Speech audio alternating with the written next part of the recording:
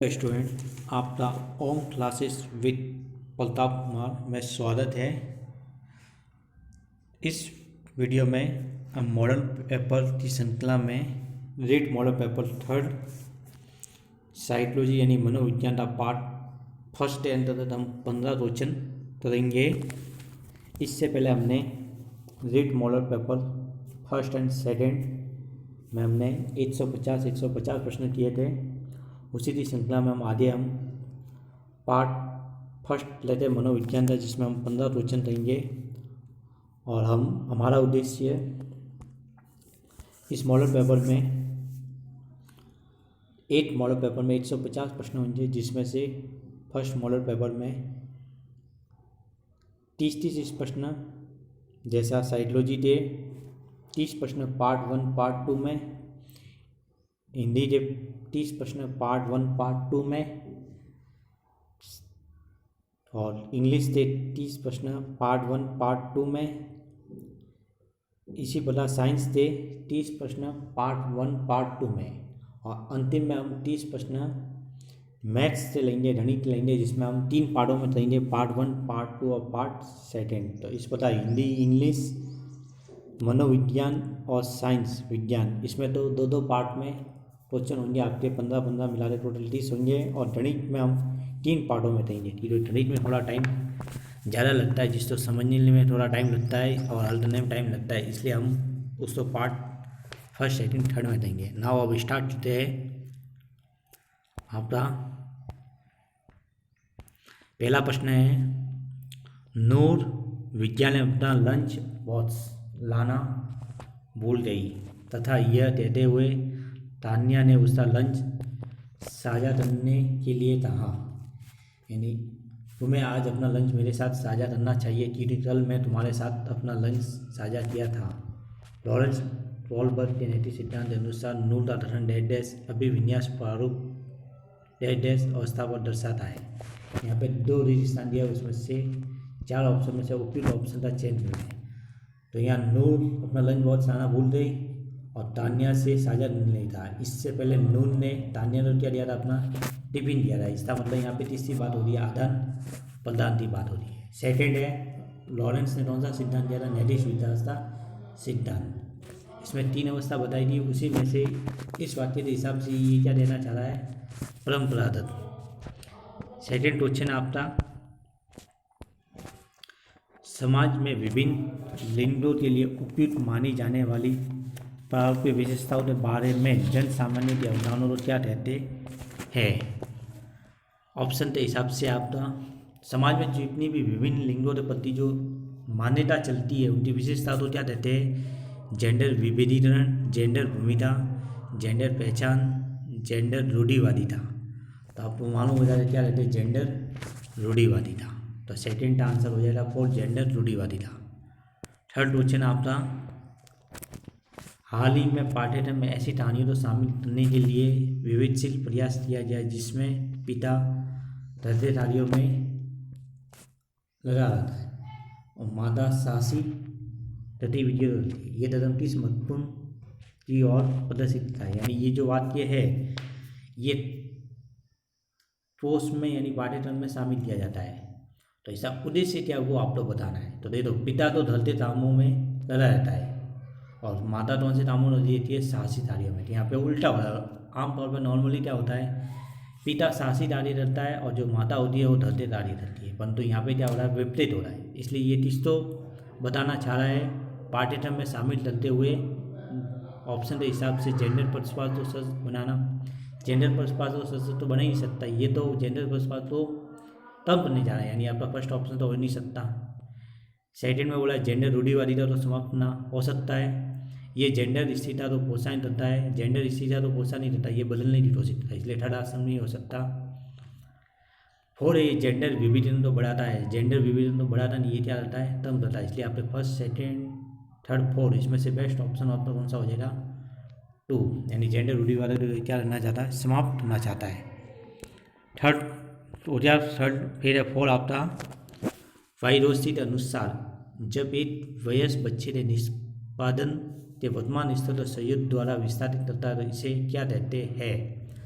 Y दोस्ती ने सिद्धांत दिया था सामाजिक संस्कृति सिद्धांत, जिसमें वैस बच्चे ते निष्पादन ते वर्तमान स्तर शिव द्वारा विषय ना क्या कहलाता है। एप्लाइड पर्सनल टॉस पे है तो ऑप्शन के हिसाब से फर्स्ट में दिया हुआ ठोसपूर्ण अधिगम, समय विकास का क्षेत्र, पाड़ यानी ढांचा और अंतर व्यक्ति निष्ठा। तो बच्चे ने निष्पादन वर्तमान स्तर शिव ना क्या कहलाता समीप विकास का क्षेत्र। तो आपका फोर्थ आंसर हो जाएगा सेकंड। फिफ्थ क्वेश्चन आपका जीन पियाजे के संज्ञात्मक विकास के सिद्धांत के अनुसार परिकल्पित निगमात्मक तत्व किस अवधि में विकसित होता है। ऑप्शन में दिया हुआ है संवेदी चालक अवस्था, पूर्व संख्यात्मक अवस्था, मूर्त संख्यात्मक अवस्था, अमूर्त संख्यात्मक अवस्था। तो यहाँ पे प्रश्न के हिसाब से जीन पियाजे ने संज्ञात्मक विकास का सिद्धांत दिया था। इसमें 4 अवस्था बताई थी। इन 4 अवस्थाओं के नाम दिए हुए हैं पूर्व चालक अवस्था, पूर्व संख्यात्मक अवस्था, मूर्त संख्यात्मक अवस्था और आपके यहाँ पे दिया हुआ है फोर्थ में दिया हुआ है अमूर्त संख्यात्मक अवस्था। तो आपको यहाँ पे बताना है कि जीन पियाजे ने ये जो निगमात्मक परिकल्पित निगमात्मक तत्व कौन सी अवस्था में विकसित हो जाता है। तो निगमात्मक परिकल्पनात्मक आपके तीसरी अवस्था में होता है और तीसरी अवस्था था सामान्य इसने बताया था कौन सी तीसरी अवस्था होती है अमूर्त संख्यात्मक अवस्था में। तो आपका आंसर हो जाएगा 4 यानी 5th था 4। नेक्स्ट क्वेश्चन आपका डैश के अनुसार बच्चों के चिंतन के बारे में सामाजिक प्रक्रिया और सांस्कृतिक संदर्भ का प्रभाव तो समझाना आवश्यक है। ये तो यहाँ पे एक तो वर्ड आ रहा है आपका सामाजिक सांस्कृतिक।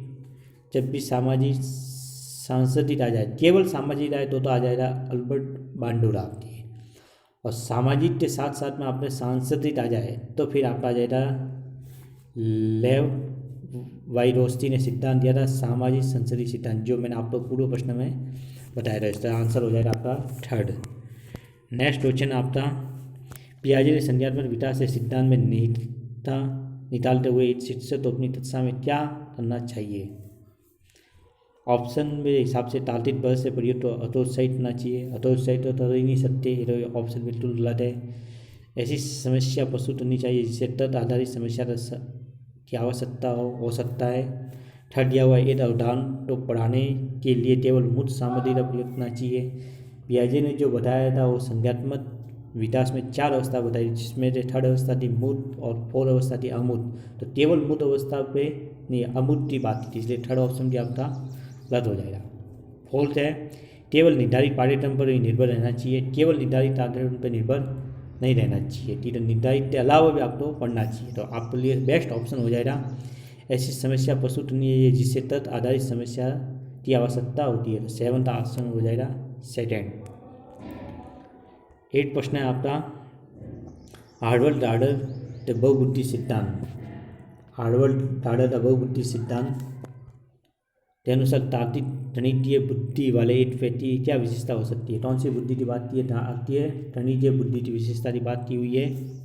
ऑप्शन के हिसाब से ध्वनि ताल शब्दों के अर्थ के प्रति संवेदनशीलता, दृश्य स्थानीय परिवेश को सटीक रूप से ग्रहण करने की योग्यता, संगीत में अभिव्यक्ति आवाज़ के स्थल ताल सौंदर्यप्रद गुणों को उत्पन्न करने और प्रशंसा करने की योग्यता, और फोर्थ में दिया पैटर्न को खोजने की तर्क की लंबी श्रृंखला को हल करने की क्षमता और संवेदनशीलता।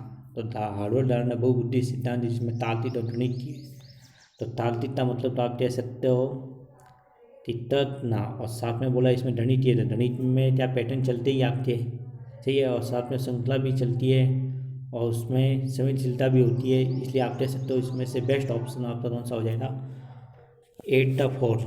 नेक्स्ट क्वेश्चन है 9th।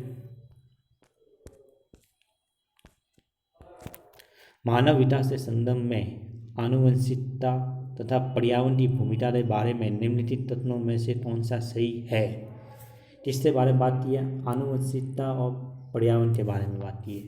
पहला दिया हुआ है व्यक्तित्व विभिन्नता का एकमात्र कारण आनुवंशिकता है। व्यक्तित्व विभिन्नता का एकमात्र कारण आनुवंशिकता नहीं, इस चीज़ के साथ में पर्यावरण भी है, यानी पहला वाला आपका बिल्कुल गलत है। सेकंड दिया हुआ है परिवेश प्रभाव पूर्ण रूप से एक व्यक्ति रो विकास तो निर्धारित होता है।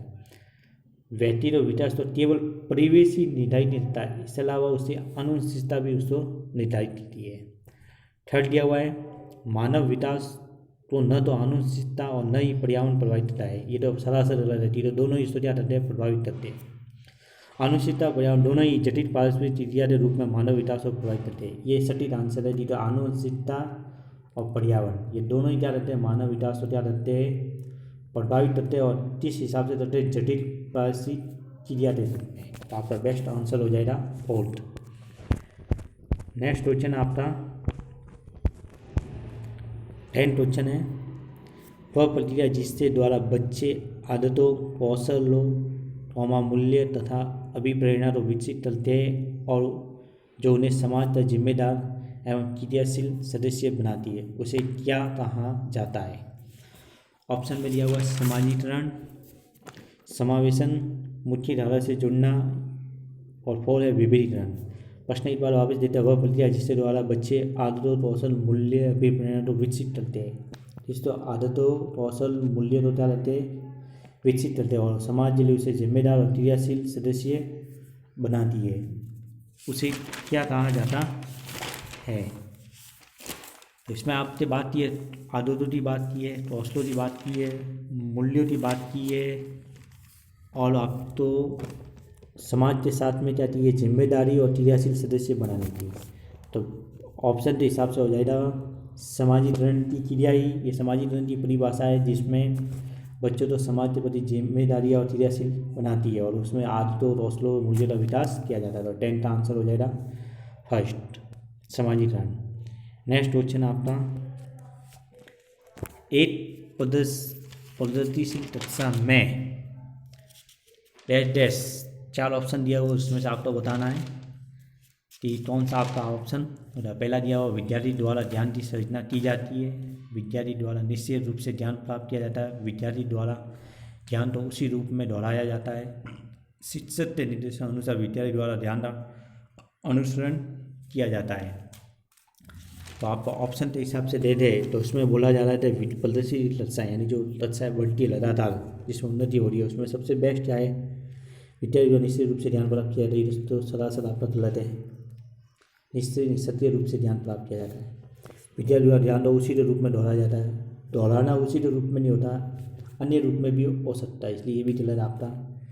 शिक्षक के निर्देशन अनुसार विद्यार्थी द्वारा ध्यान का अनुसरण किया जाता है, यह हो सकता है। और फर्स्ट में दिया विद्यार्थी द्वारा ध्यान की सृजना की जा रही है, इसमें से बेस्ट ऑप्शन है आपको विद्यार्थी द्वारा ध्यान की संरचना की जाती है। तो इसमें विद्यार्थी ध्यान समझता और वो संरचना के हिसाब से ज्ञान को धारण करता है और टीचर उसको क्या करता है, निर्देशन करता है, यानी एक सहयोग की भांति करता है।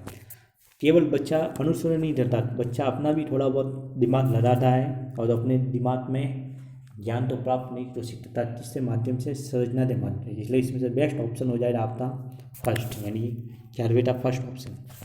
12th क्वेश्चन, सतत एवं समग्र मूल्यांकन में क्या शामिल है। सतत एवं समग्र मूल्यांकन में ऑप्शन में दिया हुआ केवल संरचनात्मक आकलन, केवल संरचनात्मक आकलन, थर्ड है न तो संरचनात्मक और न ही संकलनात्मक आकलन, यानी तो स्ट्रक्चर बोल रहा है और इस संकलनात्मक आकलन की बात कर रहा है। और फोर्थ में दिया हुआ विभिन्न प्रकार की गतिविधियों का प्रयोग करते हुए दोनों संरचनात्मक और संकलनात्मक आकलन का प्रयोग करना। तो CCE इसमें क्या होता है, विभिन्न प्रकार की रणनीतियों का प्रयोग, यानी विभिन्न प्रकार की रणनीतियाँ की जाती है, उसमें से एक तो संरचना का स्ट्रक्चर और संकलनात्मक, जिसमें आपको संकलन करते हुए अपने दिमाग में क्या रहता है उसका आकलन करते हैं। तो इसमें से बेस्ट ऑप्शन हो जाएगा आपका 12th का 4th। नेक्स्ट क्वेश्चन है 13, आपकी कक्षा के एक विद्यार्थी को विभिन्न स्रोतों से बार बार ये बताया गया है कि उसके सामाजिक वर्ग में शैक्षिक क्षेत्र में निम्न स्तर प्रदर्शन करते हैं। इस रूढ़िवादिता एवं परिणामित रूढ़िवादिता आशंका तो प्रभाव को कम करने के लिए शिक्षक को क्या करना चाहिए। ऑप्शन में दिया हुआ है इस प्रकार के स्रोतारों को अनदेखा करना चाहिए, विभिन्न सामाजिक वर्गों के विद्यार्थियों के बीच प्रतियोगिता का आयोजन करनी चाहिए। विद्यार्थियों से पढ़ाई छोड़कर किसी अन्य क्षेत्र में शामिल होने के लिए सलाह देनी चाहिए, तो सरासर आपका गलत है। विभिन्न सामाजिक वर्गों के रोल मॉडल से संबंधित कहानियों एवं उदाहरणों प्रस्तुत करना चाहिए, तो आपका थर्ड तो सरासर गलत है। और ऑप्शन अनदेखा करना भी आपका गलत है। तो आप क्या कर सकते हो, विभिन्न सामाजिक वर्गों के विद्यार्थियों के बीच प्रतियोगिता आयोजन करनी चाहिए, ये भी सही है, कह सकते हो। और विभिन्न सामाजिक वर्गों के रोल मॉडल से संबंधित कहानियों उदाहरणों को प्रस्तुत कर सकते हो, ये इसी तुलना में बेस्ट ऑप्शन कौन सा आपका 4। तो आपका आंसर हो जाएगा 13 था। और नेक्स्ट क्वेश्चन आपका, एक समावेशी कक्षा में शिक्षक तो क्या चाहिए। समावेशी कक्षा जिसमें विभिन्न प्रकार के विद्यार्थी एक साथ बैठते हैं, प्रतिभाशाली, मंदबुद्धि बालक, सामान्य बुद्धि बालक, औसत बुद्धि बालक कह सकते हो, वो सब एक साथ बैठते हैं। तो इसलिए आपको क्या करना, शिक्षक तो क्या करना चाहिए। ऑप्शन के हिसाब से ये विश्वास करना चाहिए प्रत्येक बच्चे को अपनी योग्यता और शक्ति के अनुसार सीखने की क्षमता होती है। असत अधिकतम प्रकार के प्रति दया या सहानुभूति का भाव प्रदर्शित करना चाहिए। बच्चों को अपाहिज, बच्चा, मन, बुद्धि आदि के रूप में वर्गीकृत करना चाहिए। केवल प्रतिभा योग्य बच्चों पर ध्यान देना, ये तो सरासर गलत है। तो यहाँ पे समावेशी शिक्षा की बात की है। और वर्गीकरण करना चाहिए जिससे उसमें भेदभाव हो जाएगा, ये भी गलत है। बचा कौन से, ये दोनों ऑप्शन। तो इस दोनों में से बेस्ट ऑप्शन कैसा है, तो आपको ये विश्वास करना चाहिए बच्चे को अपनी योग्यता और शक्ति के अनुसार ही क्या करते हैं, सीखते हैं। तो इसलिए तो उपयुक्त अवसर रहना चाहिए। तो आपका बेस्ट ऑप्शन हो जाएगा फर्स्ट, 14 ऑप्शन हो जाएगा फर्स्ट। आपका लास्ट क्वेश्चन है इस श्रृंखला का, एक विद्यार्थी कक्षा में निम्नलिखित लक्षण प्रदर्शित करता, पढ़ने के प्रति चिंता, शब्दों अक्षरों पहचान में कठिनाई, निम्न स्तरीय शब्दावली कौशल, पहले पढ़े हुए पाठ को समझने या याद करने में कठिनाई, ये किससे सूचित है। तो बताना किससे सूचित है। ये तो पढ़ने के प्रति चिंता रहता है, शब्दों अक्षरों पहचानने में कठिनाई रहता है। निम्न स्तरीय शब्दावली कौशल, पहले पढ़े हुए पाठ को समझने याद करने में कठिनाई, किससे सूचित है। सर्वलिंगता विद्यार्थी, संज्ञानात्मक विद्यार्थी तो हो ही नहीं सकता। अधिकतम असतता वाले विद्यार्थी, और फिर आपका दिया हुआ है, एक मिनट इससे ऊपर ले लेते थोड़ा सा, मानसिक शक्ति वाले विद्यार्थी। तो मानसिक शक्ति तो कह नहीं सकते आपकी की, तो मानसिक शक्ति होती है कुछ भी धड़ नहीं रहेगा। सर्वलिंगता भी नहीं कह सकते। और आप संज्ञानात्मक विद्यार्थी तो सरासर आप पर गलत है। तो ये अधिकतम असमता वाले विद्यार्थी के क्या होते हैं, सामान्य लक्षण होते हैं। इसलिए इसमें से बेस्ट ऑप्शन हो जाएगा आपका अधिकतम असत्ता वाले विद्यार्थी। तो आप इस वीडियो में हमने टोटल 15 क्वेश्चन किए। आपको ये वीडियो पसंद आए तो लाइक करना और चैनल को सब्सक्राइब करना, जिससे आने वाले आपको वीडियो प्राप्त हो सके। और हमारे साथ में वीडियो जुड़ते हुए आपको सही एवं सटीक मॉडल पेपर प्राप्त होंगे। और हमारा उद्देश्य यह है परीक्षा तक हमारे 100 मॉडल पेपर पूर्ण करना। आपको वीडियो पसंद आए तो अपने दोस्तों में शेयर करना। और आपको मैं 100 मॉडल पेपर लाऊंगा जिसमें से ये फर्स्ट था। तो वीडियो पसंद आए तो सब्सक्राइब कर लेना चैनल को, जिससे आपको वीडियो प्राप्त होते रहेंगे। और हम पे विश्वास रखना कि आपको टोटल 100 मॉडल पेपर कराए जाएंगे। धन्यवाद। जय हिंद।